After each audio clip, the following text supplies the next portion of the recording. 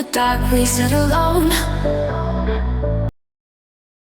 Negara ini sedang sekarat. Guru dikhianati, oligarki dielu-elukan.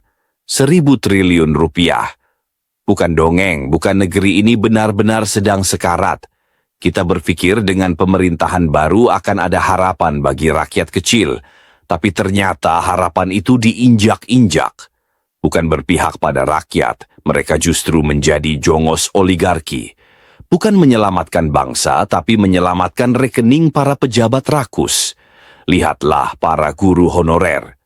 Orang-orang yang telah puluhan tahun mengabdi, mengajar anak bangsa tanpa kepastian, digaji seperti pengemis, berjalan kaki puluhan kilometer demi mencerdaskan generasi penerus, mengabdikan hidup mereka hanya untuk dihargai, seperti sampah. Mereka sudah pasrah tak bisa jadi PNS karena usia sudah terlalu tua untuk mendapat haknya. Tapi sekarang, bahkan status P3K pun dirampas.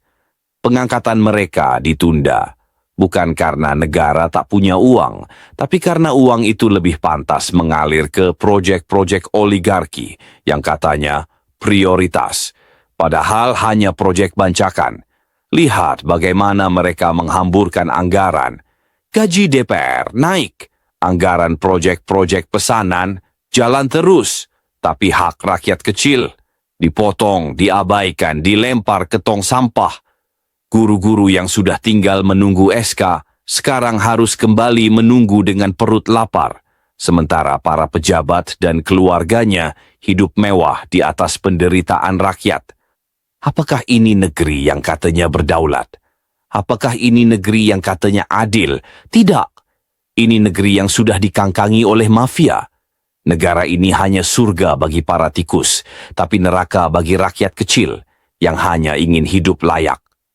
Dan kita disuruh diam, disuruh sabar, disuruh percaya bahwa ini demi kepentingan rakyat. Tidak.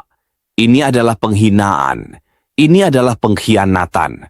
Ini adalah bukti bahwa negara ini dikelola oleh pandit berjas dan berdasi. Negeri ini sedang tidak baik-baik saja. Keadilan sudah mati, hati mereka sudah membatu, dan rakyat dibiarkan mati perlahan dalam ketidakpastian. Na'udzubillahi min zalik.